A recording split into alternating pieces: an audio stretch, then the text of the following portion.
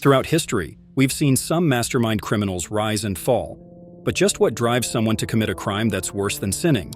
Is it the thrill of danger, or something deeper and darker than that? We'll soon be uncovering the story of a teen dad who got accused of shooting his newborn daughter and abandoning her in a tree. Logan Kruckenberg. Anderson's 14-year-old girlfriend gave birth to their child in a bathtub in her Albany, Wisconsin home, naming her Harper. In his police statement, Logan says that he and his girlfriend decided they couldn't have a child in their life, and they agreed that he would get rid of the infant by simply dropping it somewhere. Then Anderson stated he placed the infant in a backpack and left. He first reported to the police that he gave $60 to take the baby to an adoption agency. But when he got interviewed for the second time, he admitted leaving the baby Harper in the woods. Police later found 2 bullet wounds to the infant's head. Logan Kruckenberg Anderson is currently detained on a substantial $1 million bond. The charges levied against him are grave, invoking the attention of both legal experts and the general public. In this intricate legal scenario, his mother has not yet been implicated or charged with any criminal activity. The legal representation for Logan Kruckenberg Anderson, notably his attorney, is actively pursuing a strategic move to transfer the case from its current jurisdiction to the juvenile court system. This maneuver is predicated on a crucial premise: the extent of his mother's awareness and the timing of her knowledge. In legal terms, this hinges on the concept of accomplice liability, potentially even escalating to the gravest degree of criminal involvement, which is first-degree intentional homicide. The attorney's stance revolves around the intricate interplay of Logan's actions, his mother's potential involvement, and the specific legal definitions and implications of these terms. To establish her accountability as an accomplice, the attorney must delve into the chronology of events leading up to the alleged crime, dissecting the series of actions, conversations, and decisions that transpired. The heart of this legal argument lies in determining what Logan's mother knew, and more importantly, when she acquired this knowledge. If it can be demonstrated that she was aware of his intentions and actions before the commission of the crime, her liability could extend beyond merely being an observer. The attorney would seek to establish a pattern of active collaboration or assistance, potentially elevating her charges to match the severity of Logan's alleged offense. Court documents list the young mother as juvenile witness number 2 at Kruckenberg Anderson's hearing. Her attorney, Andrea Winder, referred to her as a victim. She simply refused to comment on the case, telling the court TV that she's the victim and is frustrated that her 14-year-old client is an innocent girl who has to relive what she went through, and all she wants is some privacy for her at this point. Official documents do not provide any evidence to suggest that the mother took steps to report the infant as missing. Surprisingly, it wasn't until 4 days had elapsed after the baby's birth, specifically on January 9th, that her father took the initiative to contact the police and bring the matter to their attention. This delay in reporting the baby's absence adds an intriguing layer of complexity to the situation, prompting questions about the timeline of events and the level of communication within the family during those initial critical days. According to the complaint, Logan Kruckenberg Anderson told the reporters that he placed the newborn baby naked in a snow-filled tree in the woods of a nearby village of Albany. Prosecutors revealed that despite knowing the infant might die of cold, Anderson kept the baby covered in a snow-filled tree. Anderson continued his statement saying that he could hear the infant crying, causing him to break down and cry his eyes out. After guiding the investigators to the location of the infant's body, the filed complaint reveals that a representative from the Wisconsin State Crime Lab made a discovery. The examination indicated that the infant had suffered a gunshot wound to the head, concluding that the baby had been alive at the time of the incident. This revelation only makes the case even worse and harder to crack. In an interview following the discovery of Harper's body and bullet wounds, Anderson finally exposes himself and reveals that he shot the infant in the head. The complaint states that the 2 bullets were discovered in the lab, and an autopsy revealed that the infant was alive when she got shot. Thus, Anderson is also charged with hiding the infant after shooting her. Anderson appeared in the court for the very first time Tuesday afternoon, where his cash bond was set to $1 million. He is back in the court on January 20th for a hearing. The complaint also reveals that the man called Green Commerce authorities early Saturday morning, saying that his teen daughter had given birth to a baby girl 4 days before January 5th, inside a bathtub. The caller also revealed that Anderson had taken the baby, and they had not seen the daughter since then. The child's mother revealed that she and Anderson had decided to abandon the infant and needed to do something so that the infant wasn't involved with them anymore. Initially, Anderson told the deputy of Greenco that he gave the baby to his friend named Tyler, whom he met through Snapchat, and Tyler was supposed to adopt the baby through the agency in Madison. Anderson had also offered details about the man and the SUV he was driving, saying that he'll pay $60 to the adopter. Investigators believe that they had recovered the gun that killed the infant. They also reveal that a juvenile turned in a firearm, saying it was given to them by Anderson a few days earlier. The weapon's caliber was consistent, and there were bullets found at the scene as well. Anchor Michael Ayala is an attorney and Emmy Award winner who has over 20 years of experience in front of the camera and has returned to the court TV to put Anderson's case onto the table.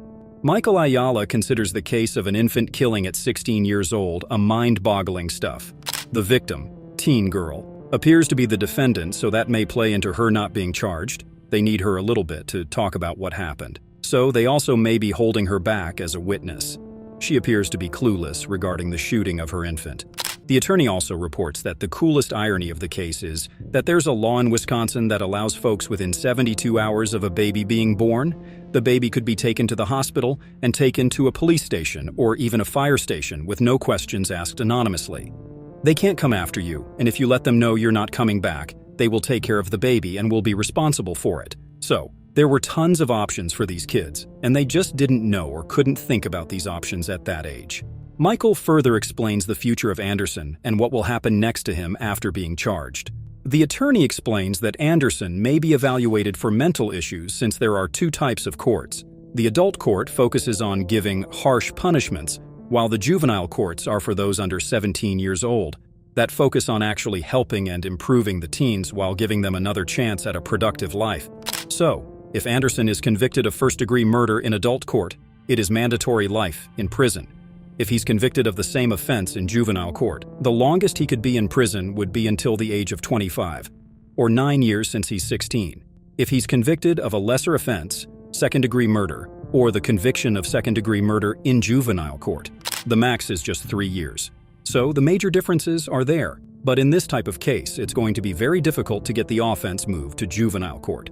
Furthermore, the attorney explains the possibility of Anderson getting away from the case. He explains that it's going to be a two-step process. Under Wisconsin law, if a 15-year-old gets charged with first-degree murder, the case is automatically under adult court jurisdiction. To get it removed, the perp has to show by clear, convincing evidence that a lesser charge is appropriate. The eyes of the community turned to the 16-year-old Logan Anderson as he stood before the Greene County Court. Anderson's future depends on the edge of a decision that could alter the course of his life. Charged with the chilling offenses of first-degree intentional homicide and hiding a corpse, Kruckenberg Anderson's appearance marked a watershed moment in a tragedy that had already captured the collective consciousness of the town. The day unfolded with a double-edged intensity, as Anderson faced a preliminary hearing and a motion hearing that held the power to reshape the narrative. In a move that surprised some, he opted to renounce his preliminary hearing, a calculated step that indicated a calculated strategy at play. The judge's subsequent decision, finding probable cause and sending the case hurtling toward trial, was a moment that left a hushed courtroom hanging on the judgment. As not guilty pleas were entered on Kruckenberg Anderson's behalf, the courtroom bore witness to the dichotomy of legal procedure. Anderson's defense team, keenly aware of the nuances of the case, sought a full psychiatric evaluation. The defense's request highlighted a crucial element of the case: the mysterious connection between his mental state and the actions that unfolded. Anderson was confined at the Winnebago Mental Health Institute. The clear difference between his confinement and the need to address his mental well-being emphasized the various aspects of the case. As the courtroom saga drew to a temporary close, all eyes turned to the future, to the date of March 4th, when the court was set to assemble. On that day, the status of the requested psychiatric evaluation would take center stage to learn more about Anderson's mental health. Anderson's case was delayed while a series of motions for the trial was decided. Anderson gets charged with first-degree intentional homicide, along with hiding and burying the infant's corpse. He was to go to trial in 2021 after he waived his preliminary hearing on February 12th. He pleaded not guilty. Moving the case to juvenile court was denied by Greene County Circuit Judge Thomas Vail on April 16th. Ever since, a pretrial conference was held on August 17th. along with 2 other status conferences taking place on September 30th and November 16th, with a 3rd conference scheduled on January 27th. Anderson uses the alter ego name Tyler, with selected calls to the Greene County Jail regarding the alter ego. Tyler was the name of the person that Anderson told his girlfriend to use when asked about the adoption of their child, according to the criminal complaint. Anderson's attorney, aka Taylor, withdrew himself from the case on November 18th and was replaced by another attorney, Kevin M. Smith, according to court records. If convicted, Anderson would face life in prison and up to 12 years along with $25,000 in fines. But he's being held at the Rock County Juvenile Detention Center in Janesville on a cash bond of $1 million. Unfortunately, the tragic incident involving a teen murderer isn't uncommon. Another similar case involves a 15-year-old teenager, Mayo, from Roordean, England, who killed her son, whom she gave birth to at her home in Herefordshire, to hide her pregnancy. Paris Mayo was just 15 years old when she gave birth to her son, Stanley, in secret. She delivered the baby alone at her home while her family was asleep upstairs. Tragically, she inflicted severe violence upon the newborn, causing fractures to his skull and brain damage. Later, when the baby exhibited signs of life, Mayo suffocated him by stuffing cotton wool balls in his mouth and then disposed of his body in a bin bag. During the trial, Mayo claimed that she was unaware of her pregnancy until moments before the birth and denied intending to murder her child. She contended that the injuries occurred as Stanley fell out of her during childbirth while she was standing up. Mayo also admitted to keeping her pregnancy hidden out of fear of disappointing her family. The prosecution, however, argued that Mayo must have been aware of her pregnancy and that she had planned to kill the baby to prevent her family from discovering the truth. The jury ultimately found Mayo guilty of murder after a 5-week trial at Worcester Crown Court. Mr. Justice Garnham, the trial judge, referred to the case as sad and troubling. He acknowledged the severe injuries inflicted on Stanley by someone he should have been able to trust, his mother. The judge acknowledged Mayo's immaturity and insecurity at the time of her pregnancy, stating that she engaged in sexual activity at a very young age to seek approval from boys. Despite Mayo's claim of not realizing she was pregnant, the judge noted that there were visible changes to her body and that she likely felt the child moving within her.